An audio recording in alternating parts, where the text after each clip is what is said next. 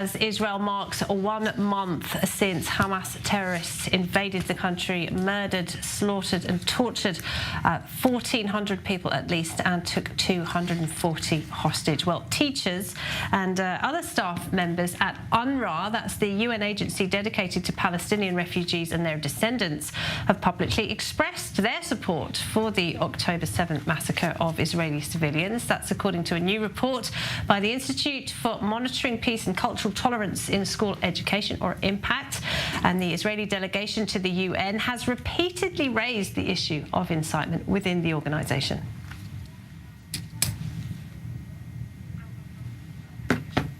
All right, we're hoping to hear a little soundbite there from the UN. We'll try and get that up for you a bit later. But with us now, Arik Agassi is the COO and Head of Global Partnerships at Impact in Washington, D.C. Thank you very much for being with us. I was going to ask you, first of all, thanks for being with us. I was going to ask you, first of all, about how widespread support for Hamas is among UNRWA employees. I've just seen a tweet that says Mohammed al-Sheikh Ali, one of the UNRWA employees, posted on October 10th that anyone who tries to flee to the south, this is Palestinian refugees, anyone who tries to flee should be treated the way we treat traitors, and the only acceptable direction to move is east or north. Just your reaction to that. So Impact SC has been signing the alarm bells on a lot of UNRWA staff and UNRWA schools and teaching materials that are used in UNRWA schools for years. And we're seeing the results of this education right now as it happened in October 7th. These are not isolated incidents. We're talking about over hundreds of teachers that we have identified who speak about the October 7th massacre, and also before that.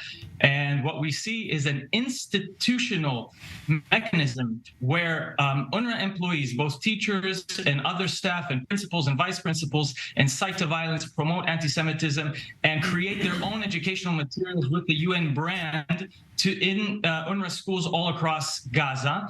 And what we also uncovered in our report that you just mentioned is something that we uncovered for the first time that not a lot of people know about. Over 150 UNRWA graduates are recognized members of Hamas's military wing and the Islamic Jihad's military wing who committed acts of terror against Israeli civilians. So these UNRWA graduates then join these terrorist organizations and commit acts against Israelis. How do we know this? Because the Hamas website of the military wing lists these names of people and are proud of their education in UNRWA schools. And I can give you a few quotes. They love jihad.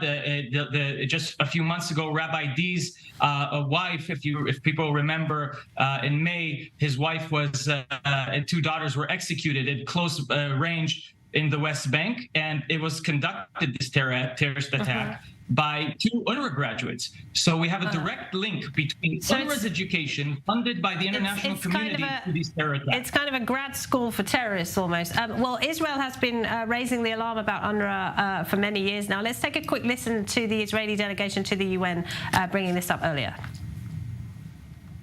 Last year, we sat in this room and asked what UNRWA was doing to combat incitement in its textbooks. We were dismissed with claims of political attacks against the agency. I myself got a complaint letter from your office, Madam Director. So my first question is whether since October 7th, there was any internal reflection on how the incitement to terror and violence and the glorification of terrorists in UNRWA textbooks has contributed to the massacre of 1,400 people by Hamas terrorists and celebrations thereafter in the streets of Gaza, and whether perhaps there should have been more focus in dealing with this issue. And I mean, the EU and the United States fund UNRWA, don't they, to the tune of hundreds of millions of dollars. President Trump briefly suspended their funding. I mean, why isn't there more of an effort to see how this money is being spent? DC today to